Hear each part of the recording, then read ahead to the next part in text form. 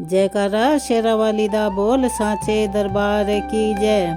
स्वागत है आप सभी का आपके अपने चैनल हमारे संस्कार में। आज हम आपके लिए लेकर आए हैं चैत्र नवरात्रि के 8वें दिन महागौरी माता की कथा। आप सभी को दुर्गा अष्टमी की हार्दिक शुभकामनाएं, बहुत बहुत बधाइयाँ। अब नवरात्रि का पर्व अपने समापन की ओर है।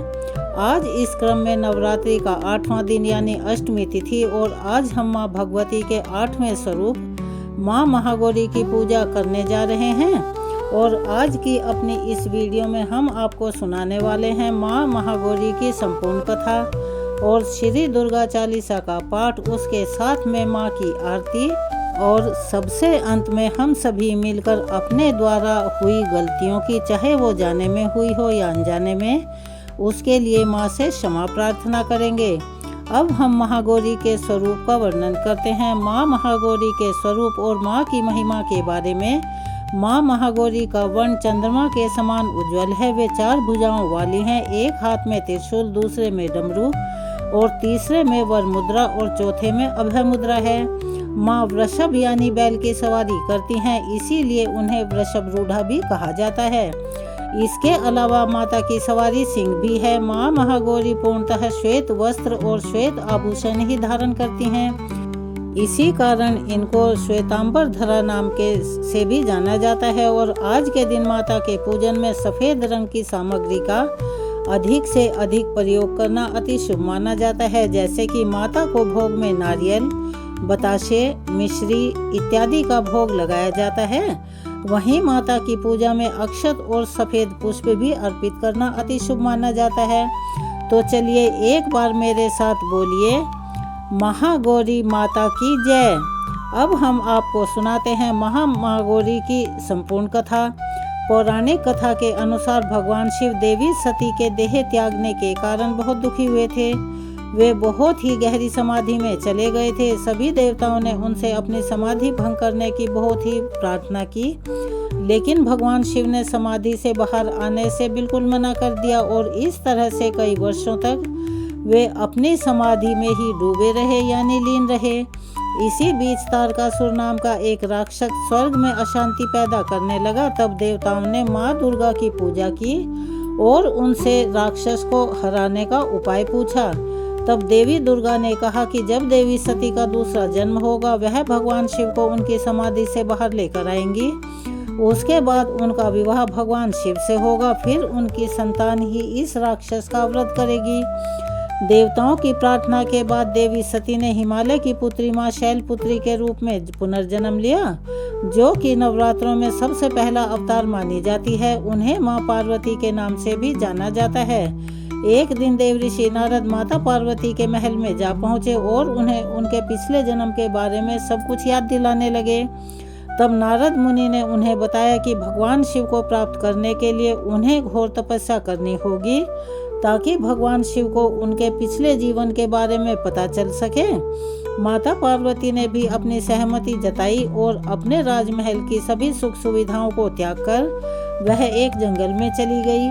वहां पर तपस्या करते हुए उन्हें कई हजार वर्ष बीत गए, लेकिन उन्होंने अपनी तपस्या का त्याग नहीं किया। उन्होंने ठंड, मूसलाधार बारिश और तूफान सभी मौसम में लगातार तपस्या की। कुछ समय के बाद उन्होंने अन्न और जल भी त्याग दिया। अब वे केवल वायु का सेवन करती थी, जिस कारण उनका शरीर बहुत ही कृशकाय यानी कमजोर हो गया था। अत्यधिक तपस्या के कारण माता पार्वती ने अपनी सारी शक्तियां खो दी थी और अंत में भगवान शिव उनकी इस कठिन तपस्या से प्रसन्न हुए और उन्होंने दिव्य शक्ति से यह भी जान लिया कि देवी सती का ही पुनर्जन्म है। सारा वृतांत जानने के बाद भगवान शिव देवी पार्वती से विवाह करने को तैयार हो गए, क्योंकि देवी पार्वती ने बहुत कठिन तपस्या की थी, जिस कारण से वे बहुत ही दुर्बल हो गई थी और उनके शरीर का रंग भी काला पड़ चुका था। इसीलिए भगवान शिव ने उनका श्रृंगार किया। भगवान शिव ने अपने बालों से गंगा जी के पवित्र जल से माता पार्वती को स्नान करवाया। इस पवित्र जल ने माता पार्वती के शरीर के सभी अशुद्धियों को धो दिया। उनके शरीर की मलिनता दूर हो गई और उन्होंने अपनी शक्ति और तेज को दोबारा से प्राप्त कर लिया। अब माता का वर्ण गौर हो गया, यानी वो गोरे रंग की हो गई और उनका दिव्य मुख दिव्य आभा से चमकने लगा। इसी कारण माँ दुर्गा के इस रूप को महागौरी के नाम से जाना जाता है। तो यह थी भक्तों माँ महागौरी की कथा। नवरात्रि में और माँ के जगराते में महारानी तारा देवी की कथा कहने और सुनने की भी प्राचीन परंपरा चली आ रही है और ऐसी मान्यता है कि इस कथा को सुने बिना किए बिना जागरण को संपूर्ण नहीं मानते हैं। तो माँ तारा रानी की कथा कुछ इस प्रकार है।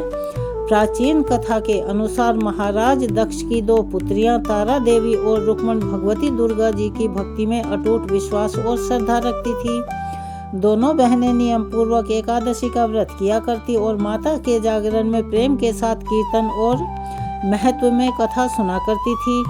एकादशी के दिन एक बार भूल से छोटी बहन रुक्मण ने मांसाहार कर लिया। जब तारा देवी को इस बात का पता लगा तो उसे रुक्मण पर बड़ा गुस्सा आया। वह गुस्से में कहने लगी, तू है तो मेरी बहन, परंतु मनुष्य देह पाकर भी तू नीच योनि के प्राणी जैसा कर्म कर रही है। जा, तू तो छिपकली बनने के लायक है और तू छिपकली बन जा।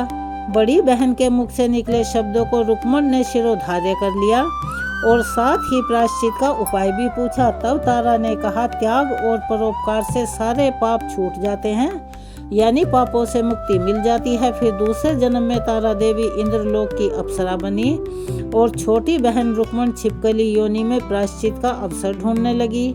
द्वापर युग में जब 5 पांडवों ने अश्वमेध यज्ञ किया तब उन्होंने दूत भेजकर दुर्वासा ऋषि सहित 33 कोटि देवी देवताओं को निमंत्रण दिया।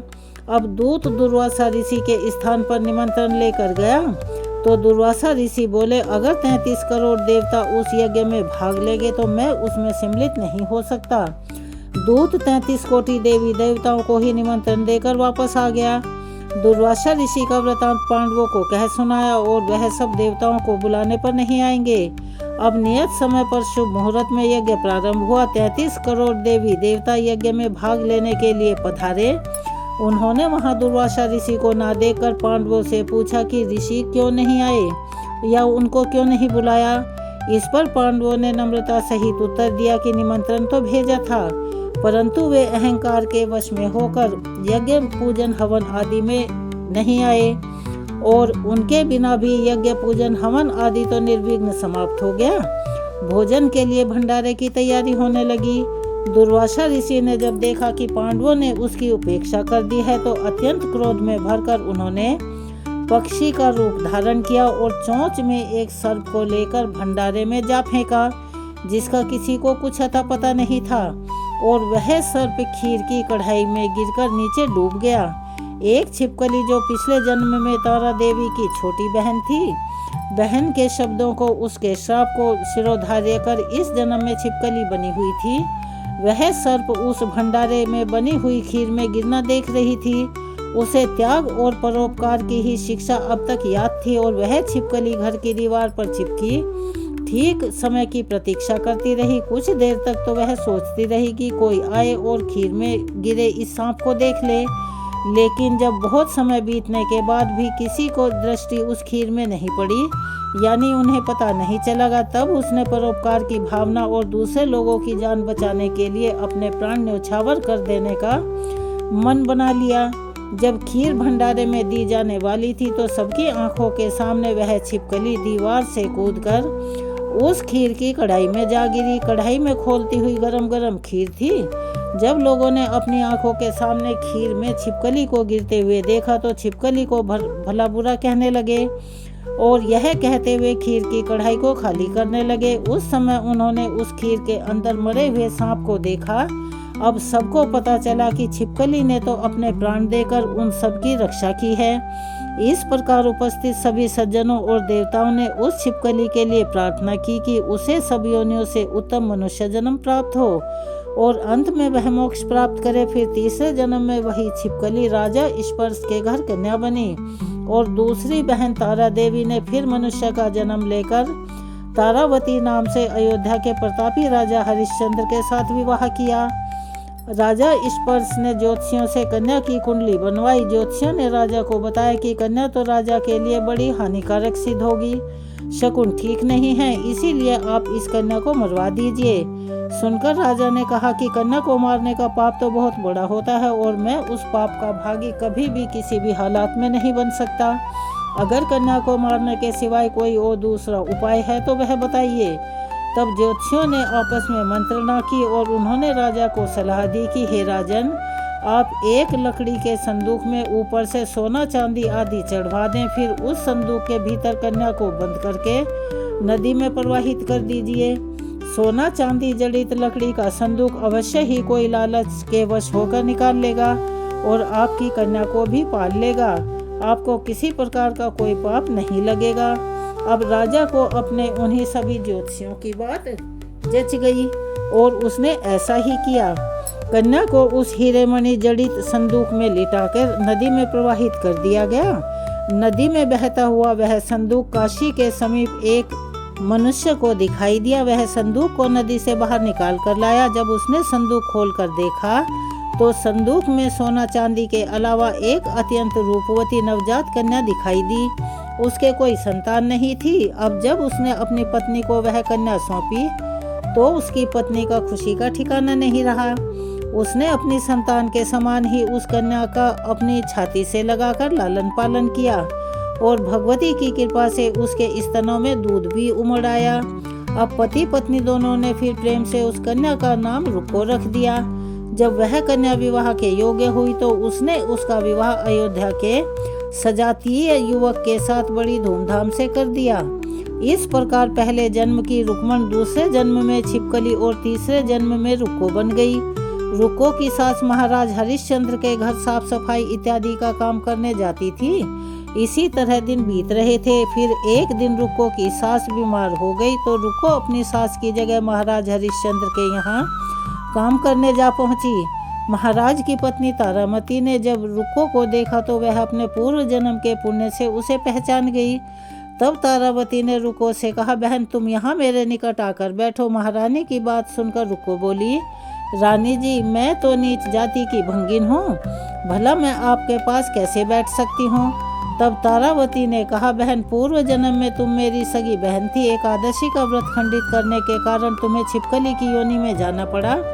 जो होना था वो तो हो चुका है। अब तुम अपने इस जन्म को सुधारने का उपाय करो और माँ भगवती की सेवा करके अपना जन्म सफल बनाओ। यह सुनकर रुक्को को बड़ी प्रसन्नता हुई और उसने इसका उपाय पूछा। तब रानी ने बताया कि वैष्णव माता सब मनोरथों को पूर्ण करने वाली है। जो लोग श्रद्धा पूर्वक माता का पूजन और जागरण करवाते हैं करते हैं, उनकी सब मनोकामनाएं पूर्ण होती हैं। तब रुक्को ने खुश होकर माता की मनौती मानते हुए माता की मनौती करते हुए कहा, हे माता, यदि आपकी कृपा से मुझे एक पुत्र प्राप्त हो जाए तो मैं भी आपका पूजन और जागरण करवाऊंगी। इस प्रार्थना को माता ने स्वीकार कर लिया। फल स्वरूप 10वें महीने में उसके गर्भ से एक अति सुंदर बालक ने जन्म लिया। परंतु दुर्भाग्यवश रुक्को को माता का पूजन और जागरण कराने का ध्यान ही नहीं रहा, अर्थात वह भूल गई। और उसका परिणाम यह हुआ कि जब वह बालक 5 वर्ष का हुआ तब एक दिन उसे बड़ा तेज बुखार आया और तीसरे दिन उसे माता भी निकल आई। रुक्को दुखी होकर अपने पूर्व जन्म की बहन तारावती के पास गई और अपने बच्चे की बीमारी का सारा हाल कह सुनाया। तब तारामती ने कहा, तू जरा ध्यान करके देख कि तुझसे माता के पूजन में कहीं कोई भूल तो नहीं हुई। इस पर रुक्को को 6 वर्ष पहले की बात का ध्यान आ गया और उसने अपना अपराध स्वीकार किया और बच्चे को आराम आने पर अवश्य ही जागरण करवाऊंगी। और देवी भगवती की कृपा से उसका बच्चा दूसरे ही दिन ठीक हो गया। अब रुक्को दूसरे दिन मंदिर में गई। जाकर पंडित जी से बोली कि मुझे अपने घर पर माता का जागरण करवाना है, तो आप मंगलवार को मेरे घर पधार कर मुझे कृतार्थ करें। पंडित जी कहने लगे, अरे रुक्को, तू यहीं 5 रुपए दे जा, हम तेरे नाम से मंदिर में ही जागरण करवा देंगे। तू नीच जाति की स्त्री है, इसीलिए हम तेरे घर आकर देवी का जागरण नहीं करवा सकते। तब रुक्को ने कहा, हे पंडित जी, माता के दरबार में तो ऊंच नीच का कोई विचार है ही नहीं। वे तो सब भक्तों पर समान रूप से कृपा करती हैं, इसीलिए आपको भी कोई इसमें ऐतराज नहीं होना चाहिए। इस पर पंडितों ने आपस में सलाह करके कहा कि यदि महारानी तारामती तुम्हारे जागरण में पधारें तो हम भी स्वीकार कर लेंगे। यह सुनकर रुक्को महारानी के पास गई और सारी बातें कह सुनाई। तारामती ने जागरण में सम्मिलित होना सहज स्वीकार कर लिया। जिस समय रुक्को पंडित जी से यह कहने गई कि महारानी जी जागरण में आएंगी, तब वहां एक सैनिक ने यह बात सुन ली और उसने जाकर महाराज हरिश्चंद्र को इस बात की सूचना दे दी।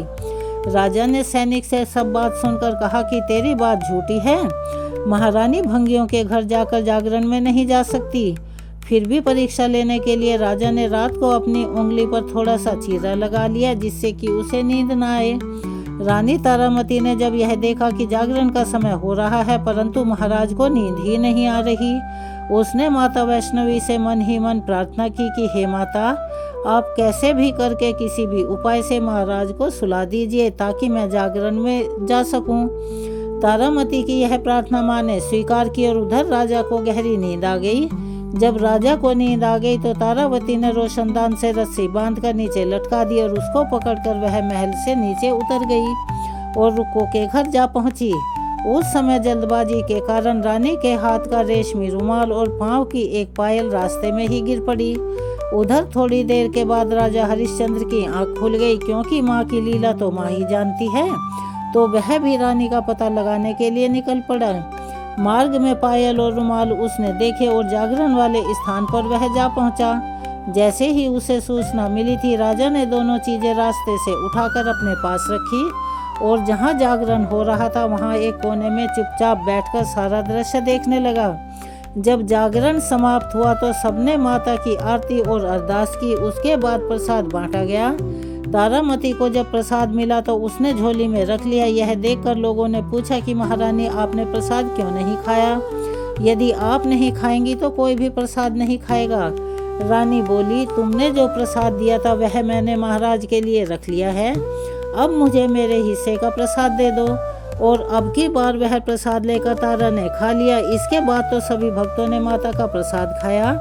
इस प्रकार जागरण समाप्त करके और प्रसाद का सेवन करने के बाद रानी आराम से घर की ओर चल पड़ी। महाराज ने आगे बढ़ते ही उनका रास्ता रोक लिया और गुस्से से कहा, तूने नीचों के घर का प्रसाद खाकर अपना धर्म भ्रष्ट कर लिया है। अब मैं तुझे अपने घर में भला कैसे रखूं? तूने तो कुल की मर्यादा और मेरी प्रतिष्ठा का भी कोई ध्यान नहीं रखा। जो प्रसाद तू अपनी झोली में रखकर मेरे लिए लाई है उसे खिलाकर तू मुझे भी अपवित्र यानी भ्रष्ट करना चाहती थी।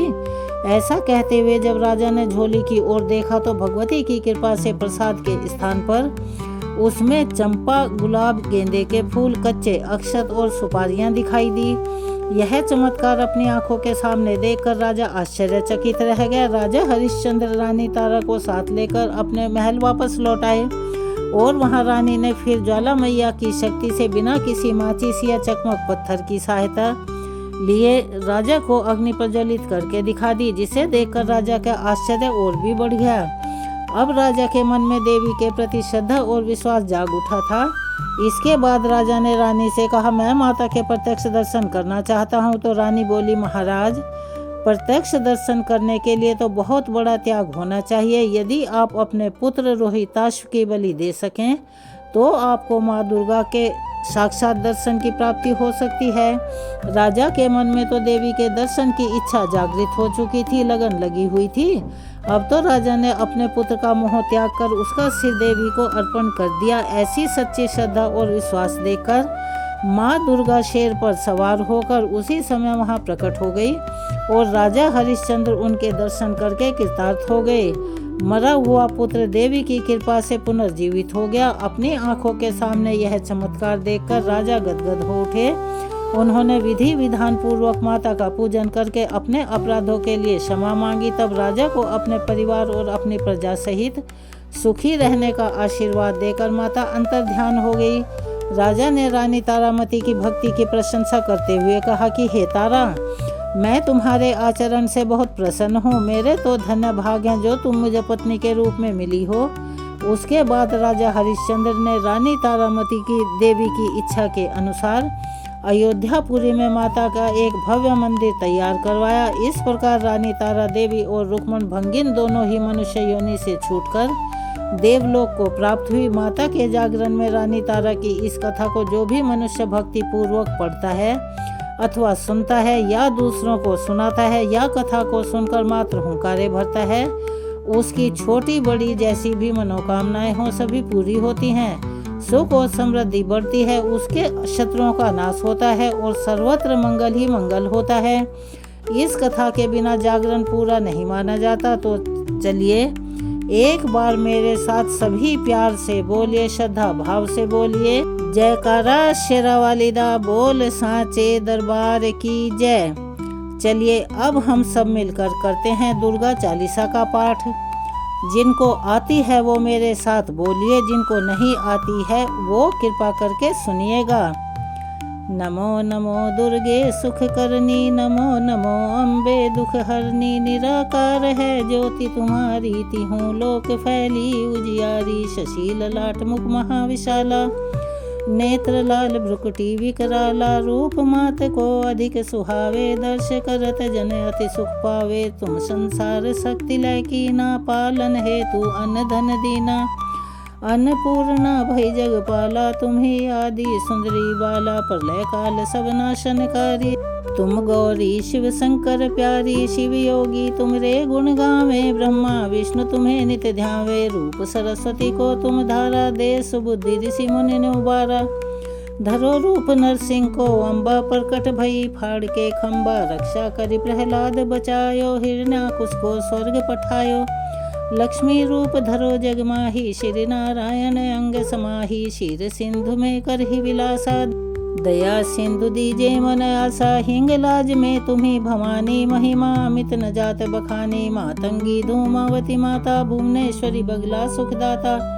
श्री भैरव तारा जगतारणी, छिन्न भाल भव दुख निवारणी, केहरी वाहन सोह भवानी, लांगुर वीर चलत अगवानी, कर में खप्पड़ खरग विजाजे, जाको देखी काल डर भाजे, सोहे अस्त्र और त्रिशूला, जाके उठत शत्रु सूला, नगर कोटि में तुम्ही विराजत, तिहूँ लोक में डंका बाजत, शुंभ निशुंभ दैत्य तुम मारे, रक्त बीज शत्रु संहारे, महिषासुर नरपति अभिमानी, जय यज्ञ भार मही अकुलानी, रूप कराल काली को धारा, सेन सहित तुम उसे संहारा, परी भीर संतन पर जब जब भई सहाय, मात तुम तब तब आबापुर और बा सब लोका, तब महिमा सब कहे अशोका, ज्वाला में है ज्योति तुम्हारी, तुम्हें सदा पूजे नर नारी, प्रेम भक्ति से जो यश गावे, दुख दारिद्र निकट नहीं आवे, ध्यावे तुम ही जो नर मन लाई, जन्म मरण ते सो छुट जाई, योगी सुर मुनि कहत पुकारी, योग न होए बिन शक्ति तुम्हारी,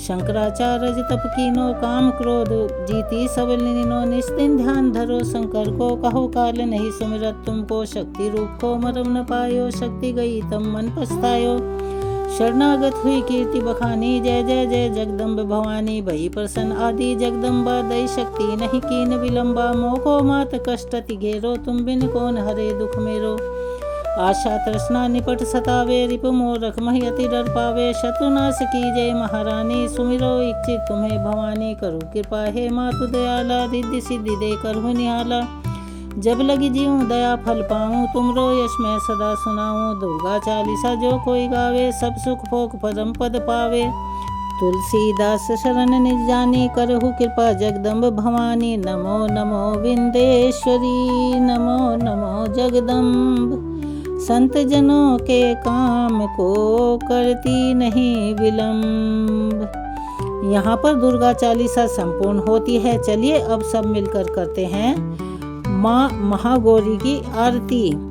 ओम जय महागौरी मैया, मैया जय महागौरी मैया, निश दिन ध्यावत तुमको हरि ब्रह्मा शिव जी। ओम जय माँ महागौरी, डमरु त्रिशूल धारिणी, पापों का नाश करे, वृषभ वाहन पे विराजे, माँ कल्याण करे। ओम जय माँ महागौरी, श्वेत वस्त्र मर्या का छवि है मन भावन, सच्चे मन से जो पुकारो मैया देगी दर्शन। ओम जय माँ महागौरी, गौर वर्ण मैया का साधक रहे प्रसन्न, श्रद्धा पुष्प चढ़ाओ, पावन कर दो मन। ओम जय माँ महागौरी। 8वें नवरात्रे में पूजा माँ की करो, माँ विपदा है मिटाती, माँ का ध्यान धरो। ओम जय माँ महागौरी। अवतार लियो दक्ष के घर में, लीला निराली की। शिव वैरागी खोए, मोहिनी थी डाली। ओम जय माँ महागौरी। शरणागत की रक्षक माता भवानी तुम, सुन लो अर्ज हमारी, आए द्वार तुम्हारे हम। ओम जय माँ महागौरी। मंदिर में माँ तेरे सदा ही सुख बरसे, अन्न धन सब माँ पावे, अपूर्ण नर ना रहे। ओम जय माँ महागौरी। माँ महागौरी की आरती जो जन नित गावे, मैया प्रेम सहित गावे। भव सिंधु से तरे वो, दुख सब मिट जावे। ओम जय माँ महागौरी। ओम जय माँ महागौरी। मैया जय जय महागौरी। इस दिन ध्यावत तुमको, निश दिन ध्यावत तुमको, हरि ब्रह्मा शिव जी।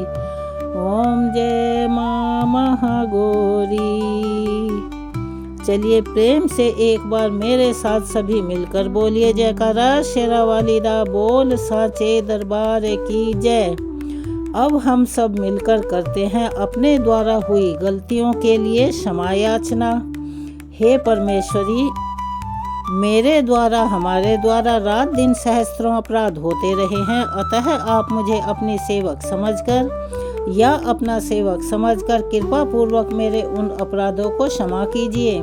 ना तो मैं आवाहन करना ही जानती हूँ, ना विसर्जन करना जानती हूँ, और ना ही पूजा पाठ करना जानती हूँ। हे परमेश्वरी, मुझे क्षमा करो। हे सुरेश्वरी, मैंने जो मंत्रहीन, क्रियाहीन और भक्तिहीन आपका पूजन किया है, वह सब आपकी दया से ही पूर्ण हुआ है। सैकड़ों अपराध करके भी भक्त आपकी शरण में आकर केवल माँ जगदम्बिके कहकर ही मोक्ष को प्राप्त करते हैं, जिसे ब्रह्म आदि देवगण भी पाने में असमर्थ होते हैं। हे जगदम्बिके, मैं अपराधी हूँ, किंतु आपकी शरण में आई हूँ या आया हूँ, अतः इस समय मैं दया की पात्र हूँ। आप जैसा चाहो वैसा करो। अज्ञानतावश या बुद्धि भ्रम होने के कारण भूल से मैंने जो कुछ भी कम या अधिक कर दिया हो, कोई कमी रह गई हो, तो हे देवी परमेश्वरी, सब अपराध क्षमा करो और प्रसन्न हो। हे जगन माता कामेश्वरी, सच्चिदानंद स्वरूपिणी परमेश्वरी, आप प्रेम पूर्वक मेरी यह पूजा स्वीकार करो और मुझ पर प्रसन्न हो। आप गुप्त से भी गुप्त वस्तु की रक्षा करने वाली हो। आप मेरे किए हुए इस जप को स्वीकार करके मेरे सभी अपराधों को, मेरी सभी गलतियों को, मेरी सभी कमियों को क्षमा करो। हे देवी, हे महेश्वरी, आपकी कृपा से मुझे सिद्धि की प्राप्ति हो। यह थी आज की क्षमा याचना और आज की कथा।